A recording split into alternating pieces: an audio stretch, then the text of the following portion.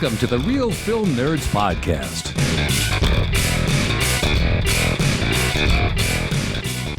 Happy Wednesday, Nerdarinos, and welcome to another exciting episode of the Real Film Nerds Podcast. Episode number 453. Ma Hinshaw loses her mind, or has already lost her mind. I don't know. One of the ones, one of the twos, one of the threes. I don't know. Last week, not a whole lot came out in the theaters, at least not that we could see. So we went to the Netflix. We're going to talk about a movie, Netflixified. George Clooney, Adam Sandler. But before we do that, what's up, Mike? What's up? Ma? Howdy, y'all. Hi. Are you high? No, I'm not. No. I wished I was. I'm hungry. I wish I had a sandwich. Well, go get a sandwich. No, I can't do that and talk. You know, I'm not ambidextrous. No joke, because you can't talk and record a podcast at the same time. So we have a hard enough time with that. Yeah, that's true. Okay, so Mysterious Mike Talent is not saying much because he is exhausted. He needs to go to bed because he just got back from a big trip of partying and drinking and debauchery down in South America. Right, Mike? Oh, yes. Yeah. You know how it goes when you get down there, when in Rome. I have no idea. I don't leave the country because I can't afford it. So anyways, Mike, why don't you go ahead and break down the new Netflix original, J. Kelly? All right, Matt. So, J. Kelly was directed by Noah Baumbach. It was written by Noah Baumbach and Emily Mortimer. And it is starring Adam Sandler and George Clooney and well, that's pretty much this. That's pretty much the cast. There's a few other people in here, but yeah, that's pretty much it. And famous movie actor Jay Kelly embarks on a journey of self-discovery, confronting his past and present with his devoted manager, Ron. Poignant and humor-filled, pitched at the intersection of regrets and glories. Okay, so Mike. Yes, man. Why is this movie so boring? I think it's just slow, but I mean, I didn't think it was super boring. It's very melancholy. Okay, well, Mom, is this movie very melancholy, or is it slow, or is it boring, or what the hell's going on?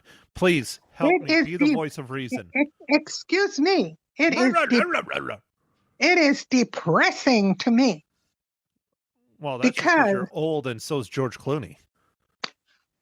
Well, yeah, I know he's old, still pretty dang good looking guy, but it was I tried to find humorous parts in it, and I couldn't find any. I kept waiting, I kept looking, and there wasn't any. And I don't know where they said it was humorous.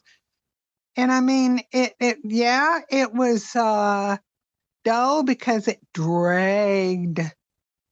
I mean, right at the first, dude, all this stuff I know it was very artsy fartsy, but you see the back, and then the shadows of people outlined in the front. I mean, it was unique, but that didn't even thrill me. I mean, okay, we know he was filming, it was like, what?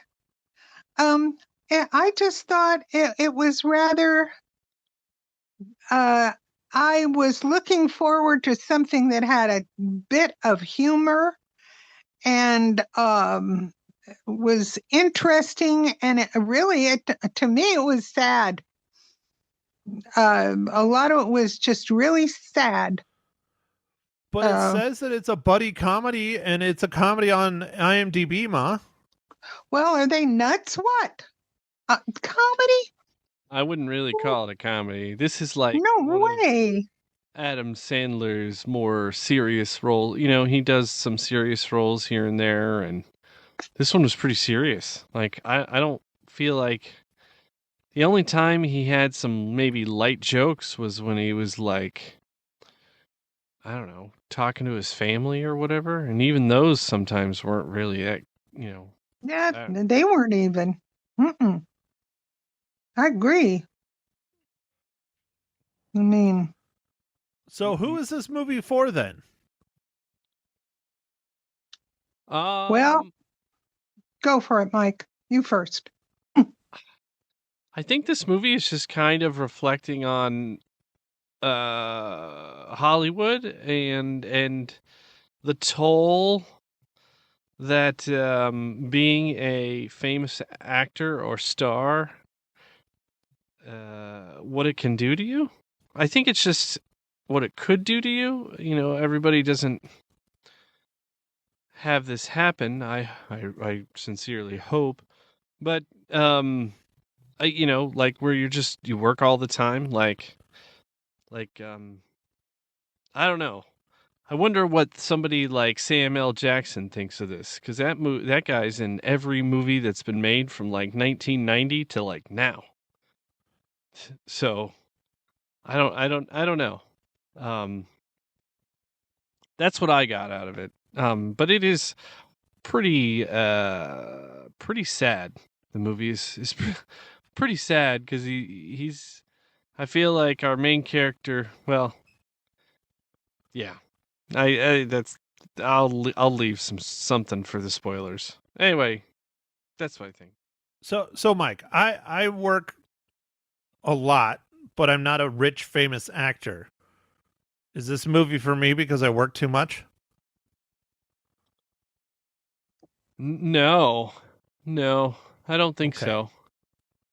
I think it is like looking kind of maybe I wouldn't say highlighting, but bringing up the possibility of what life is like for famous actors. And it's really just the possibility of it, you know, like I don't think every famous actor who's, you know, had a very long career has all these issues. I think it's just kind of hypothetically showing things that maybe could happen and just when you're driven so hard for your career that you other things kind of maybe pass you by. I don't know. I'm not sure who it's for, Matt. Okay, Mom, help me out. Okay, this is Mom's opinion and Mom's opinion only. Now, most actors, male and female, both, usually they will have a movie or something like that, and then they will have a break until they come across the next movie that they like. But I guess it seems like he just constantly made movies.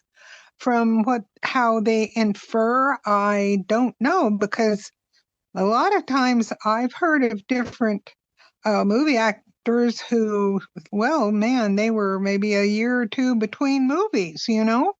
So he should have had time to be at home with his children. But I guess he just wasn't there for the kids as much as and a lot of jobs are that way, not just acting. My gracious, there's people that have jobs where they travel all over the place and they're gone a lot, or real estate people who are gone a lot, you know. That's part of the downside of people, or women, having to earn an income.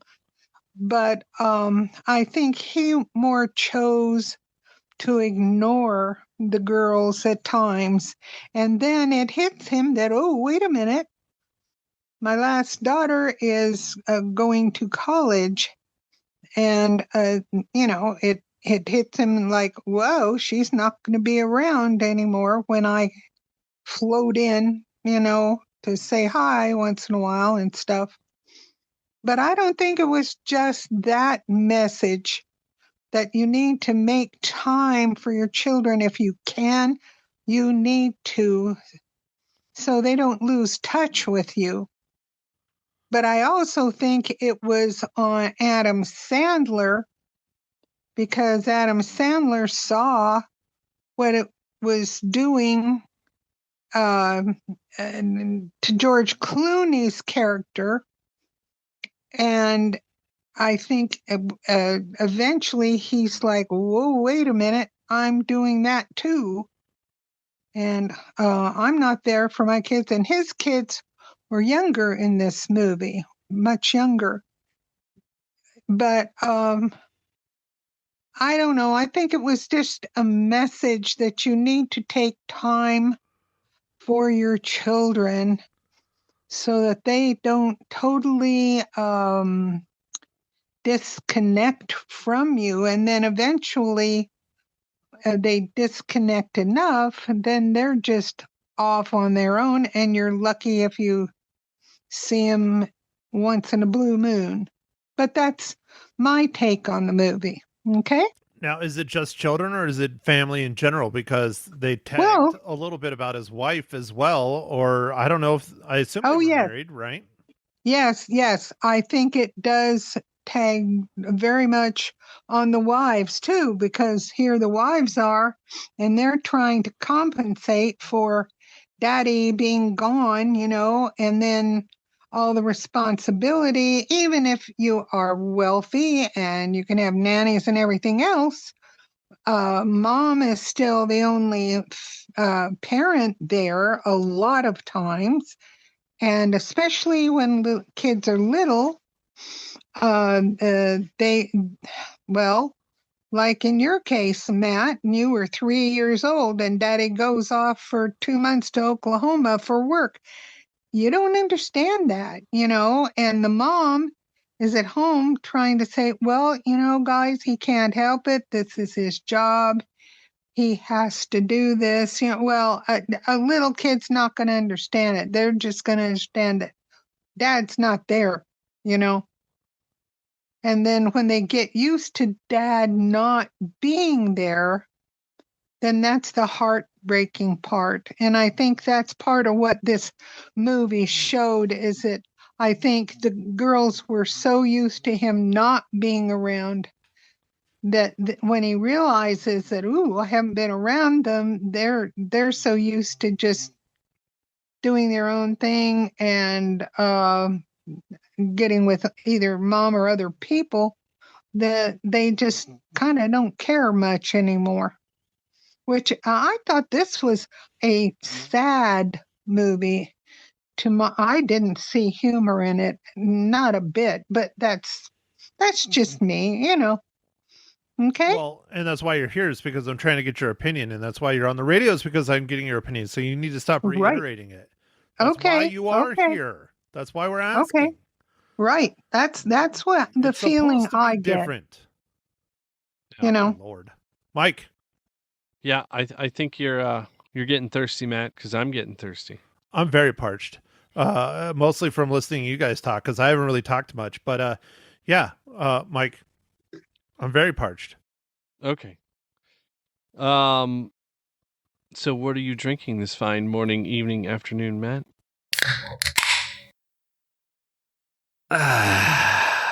Well, Mike, thank you for asking. I'm not drinking anything fancy.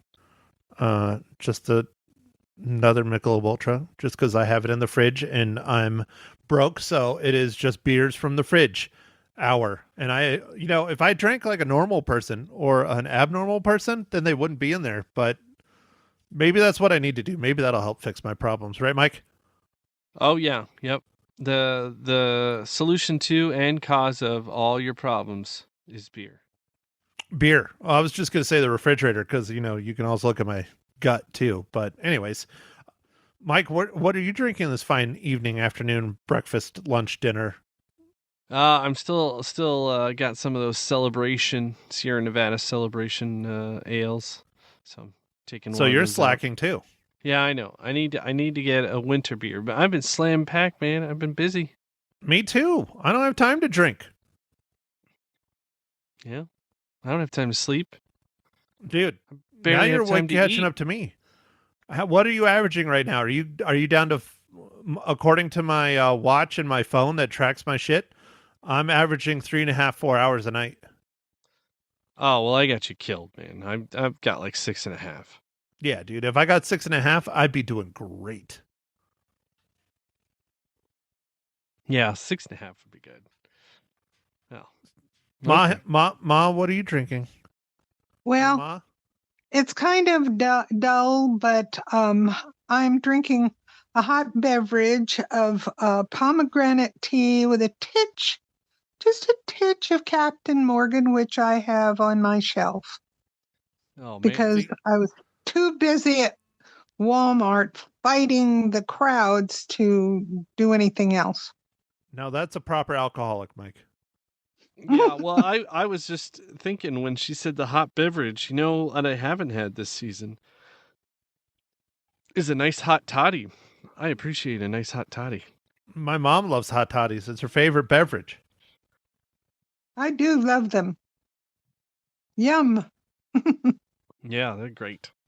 But yeah, I gotta try and have one of those, man. So yeah.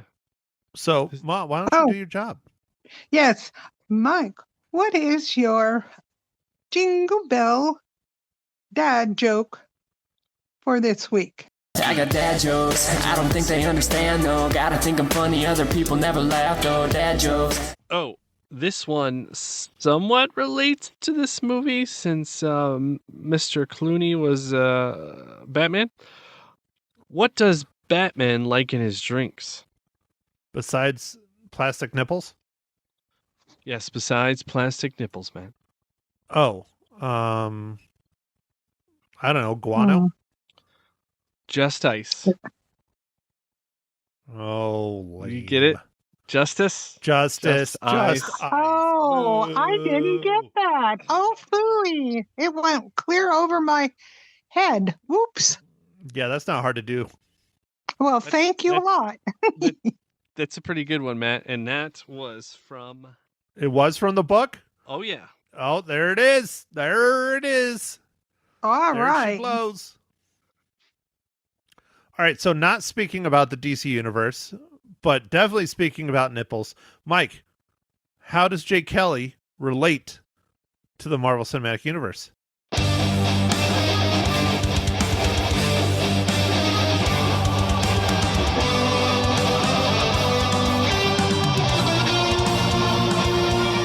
All right. Well, I have to give Matt a shout out on this one because I was struggling trying to find the MCU relation in this, but it's one of the producers, Amy Pascal. Also, was the producer of Spider-Man: No Way Home. Actually, several Spider-Man things, and even a Venom. So she's tied into the Spider-Man stuff. I'm not sure why, but anyway, there's our tie-in. Maybe she just likes the Spider-Verse. I don't know. So, all right. Well, I guess this is spoiler section. I don't know how much we can spoil or talk about spoiling or really care to want to spoil. I mean, whatever. But yeah, so Jay Kelly, I guess I'll talk a little bit now. Might as well. I thought this movie was very draggy. Very slow, very boring. I don't know why the critics and the audience love it because they gave it a much higher rating than I did. Lisa gave it a much higher rating than I did. Ma did. It's not a bad movie. It's a very sad, depressing movie. It's very reflective on my life in a lot of ways because I tend to work way too much and push everything else off in my life, and that's probably why I'm in the situation I'm in. But I don't know. I had a pretty good weekend. I did a bunch of stuff, but the cinematography was very nice. It was very well done. It's not a bad story. It just, I don't think they needed over 2 hours to try and tell it. Adam Sandler was okay, but he really didn't stick out for me. George Clooney always does great, but overall, I thought this film was just kind of mediocre at best. I understand what they're trying to do and what they're trying to say, but I don't know, man. It's just it didn't ring my bell, as in the words of Ma Hinshaw. No ringing of this bell. So, yeah. No ringing in your bell, huh? Well, and then okay. Here's one. There's the whole side story that just kind of gets thrown in there with Laura Dern, where Adam Sandler and Laura Dern where he was going to propose to her at the Eiffel Tower and dinner and all this other stuff, and she doesn't show up. That's just kind of like thrown in there. And I'm like, did we really need that? And then you don't see Laura Dern again for the rest of the freaking movie. And she's a huge actress. It just, that didn't, I don't get it. I think that was to show how Ron, Adam Sandler's character, has just basically sacrificed so entirely much for Jake Kelly and hasn't even realized the toll that it has taken on him. I think it was to try and start to drive home that point that he eventually comes through, right, at the end, I guess. Yeah, but the one that didn't show up to the dinner was Laura Dern. It wasn't Adam Sandler's character. Ron was there. Yeah, but Ron was the cause of Laura Dern's not showing up. She right. said she was One with of the him. two of them had to deal with it. Right. And she went and dealt with it and didn't tell Adam Sandler, and he expected her to, I guess, blow it off. I don't know. I mean, so I don't know exactly that part, but I think that's what the kind of the point was, and it was that the Jake Kelly character has caused a lot, and I don't know if Laura Dern's character was really interested in marrying Adam Sandler's character anyway, but it's hard to know because they didn't really dive into it too much. Right. That's why I'm saying I don't know if that storyline even really needs to be in the film. It's just kind of why. Yeah.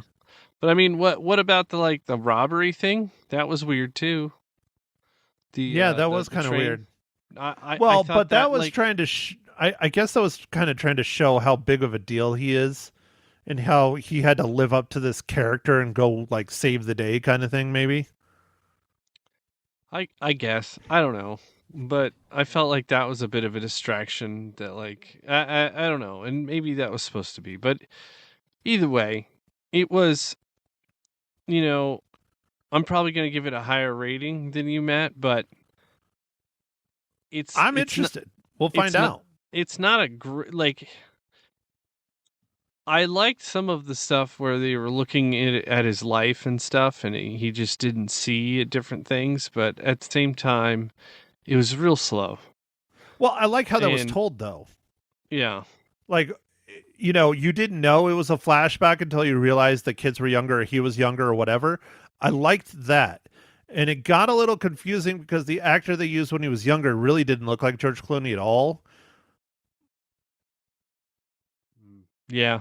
When they were doing his early filmmaking, right before he became a star, I guess. Yes, like his breakout role, his very first role that made him super famous or started him on the path of becoming super famous.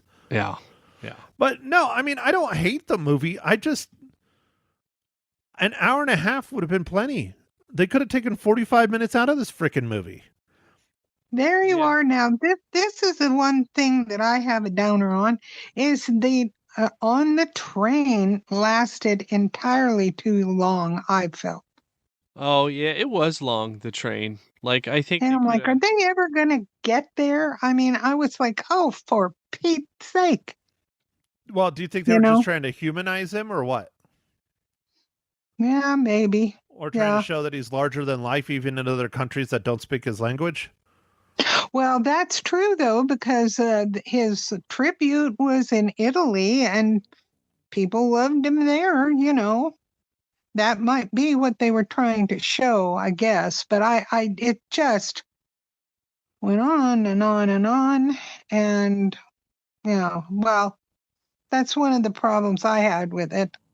Okay, so you want to know Yeah. the biggest issue I have with it, and it's very controversial. Ooh, let's I hear talked it, about it on the Matt. radio, Ma. You remember? Ooh. No, I don't. This is just a whiny, rich, white millionaire crying about, oh, I'm so alone. I made so much freaking money. Yeah, you're right. Yeah. Oh, look, I didn't hang out with my kids. Well, I could have. I had plenty of money. I had millions of dollars. Did I need another $1 million? No, probably not. You could have probably gone to your kids' graduation or your kids this or your kids that, but you chose not to. You chose to be the celebrity instead. And then you're going to fucking cry about it? Come on. Wow. Yeah. Yeah. Wow. So And you're saying that's he has true. too many feelings, Matt. Got it. And what- the fact Wait, hold on. all- What did Mike say? You're saying he feels too much. No, he can feel. He's just complaining and I mean, come on, Mike. Multi-millionaire several times over, and he really, why are you continuing to work? You're choosing to neglect your family at that point, and then you're going to whine about it and cry about it, that they don't want to be around you and all this stuff, and you're just now realizing, oh shit, maybe I should have cared about my kids in your, 60s? Come on. Sorry. And no I wonder told you, it's not a popular it's not a popular opinion for this No. movie, but that's what I think that's how I see it. And no wonder his daughter really didn't want him going and following her, even though he did do it. She's been on her own or well with her mom and stuff, but no, she has her own life, and she really didn't care because, hey, he didn't care. He wasn't Right. around. And then he Right? whines about it. Yeah, I know. Okay. All right, fine. I'll stop. I know it's not a popular opinion, but that's my thoughts. So, Well, all right. I agree with I'll, that. I'll get us back on track. So, George Clooney, best Batman suit ever from Batman and Robin. What is it? 1997. It was the Bat Nips.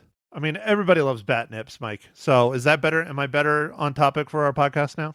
Oh yeah. You're better. Yeah. I knew you needed to get some nipples in there, and bat nipples are always pretty preferred. Bat Nips. Not 9 out of 10 people somewhere really like that. So that's from Joel Schumacher's 1997 Batman and Robin. Mike, did you know in 2022 the Bat Nipple suit went up for auction? Oh no! Did you put in a bid, Matt? No, I couldn't afford it. They wanted. Okay. They got 40 grand for the Bat Nips. Wow, 40. Wow. Granted, it's the whole suit, not just the nips, but you know. Oh, okay. Nips plus suit. Yeah. Yep. Oh, So, all right. anyways, okay, fine. Is that better? I feel better now. I feel like Okay. I put us back on track instead of being so serious. Yes. Okay. Good. Okay, so Ma Hinshaw, why don't you tell us what movie we're going to see next week if you wake up? Wait a minute. What is next week? Oh, that's not good. I'm not sure I remember. Ma I know Hinshaw, I you're don't. supposed to know what we're seeing in the theaters. Well, excuse me. I'm just looking forward to Anaconda, but I know it's not that. I don't Anaconda remember. Don't want none unless you got buns, hun. Mike, please rescue yes. my mom from talking about her anaconda. Okay. Well, help. Anaconda looks awesome, but the new one. But Avatar: Fire and Ash. Oh, The fool. I very forgot. Short 3 hour and 15-minute movie that Matt and everyone's going to have to leave the theater. I think it needs an intermission. Let's bring back the intermission. See, this is when you're jealous of Ma Hinshaw because she's going to wear her Depends and not have to get up. Ouch. Ouch. Hey, she's the one laughing. She thought it was funny, Mike.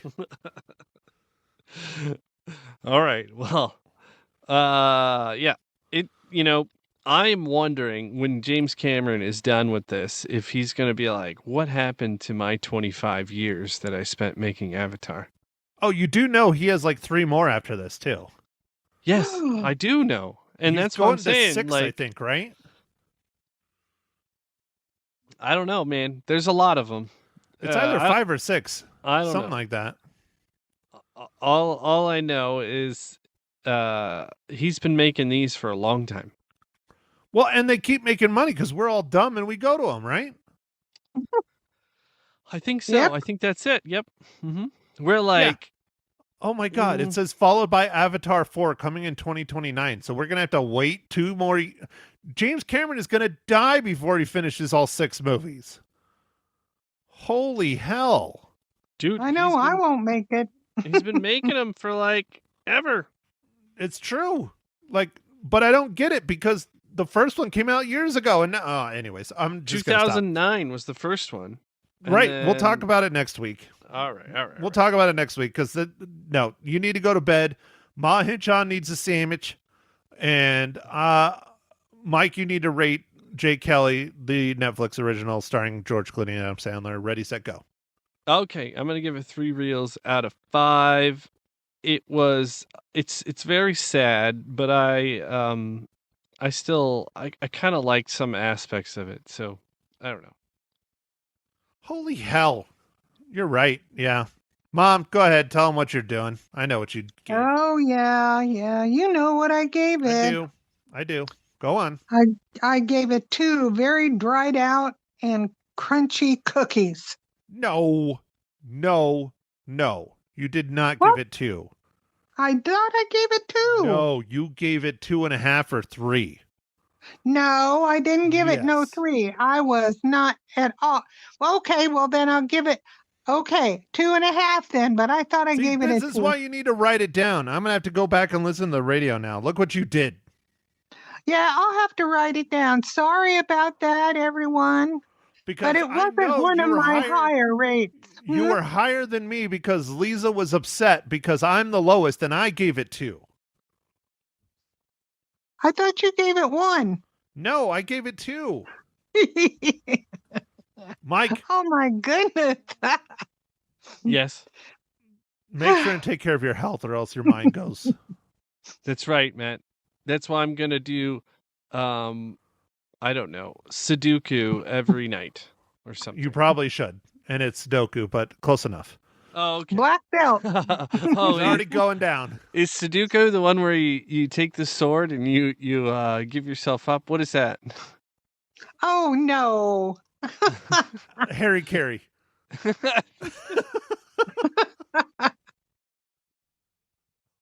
Oh dear. This podcast. No, took a I dark think you're turn. talking about It's the the thing with nipples. all the numbers.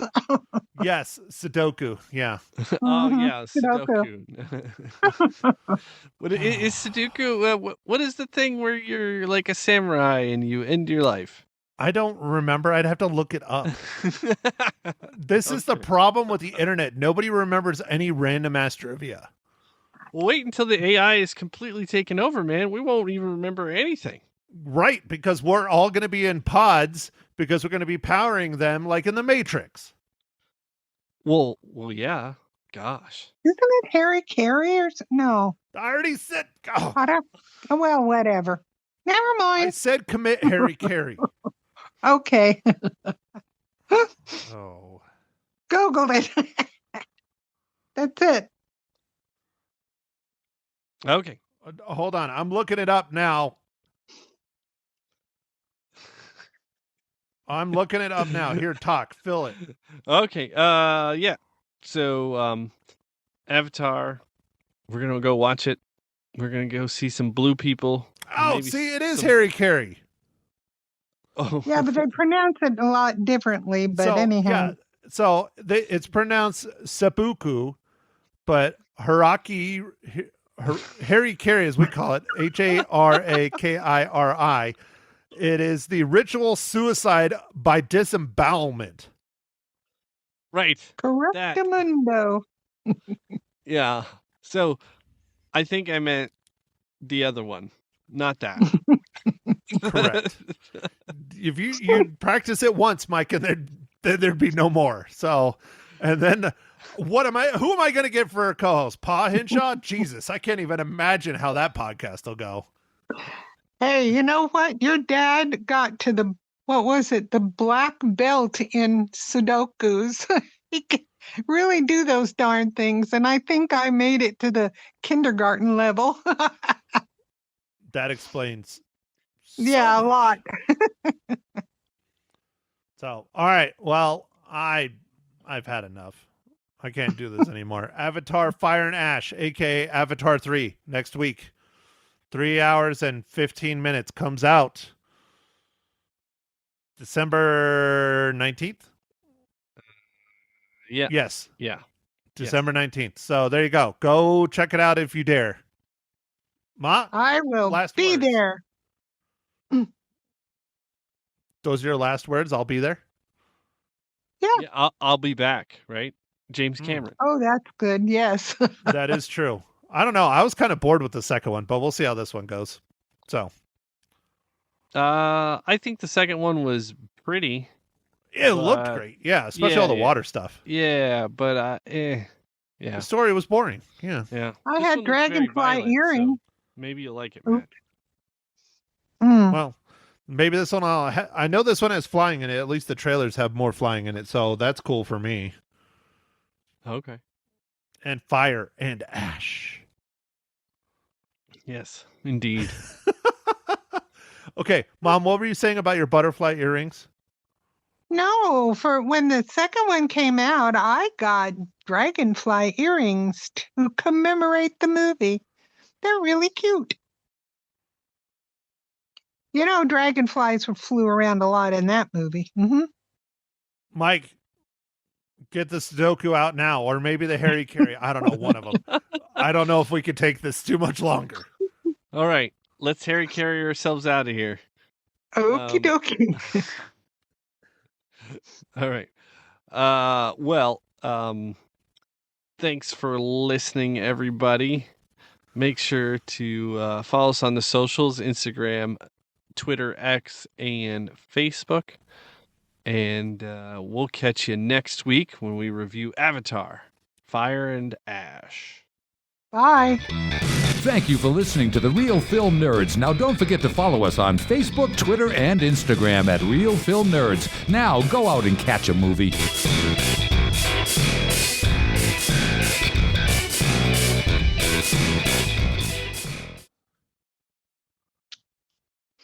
Ma, stop sniffing. I can't help it. I have to breathe. Well, then move the phone away from your face hole. No, I didn't call you, but can you get the dogs out since you heard me?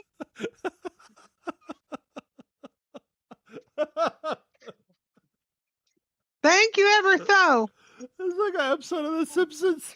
Come on, both of you. Go. Come on. He whistles and they go the opposite direction. Nice. Oh my gosh.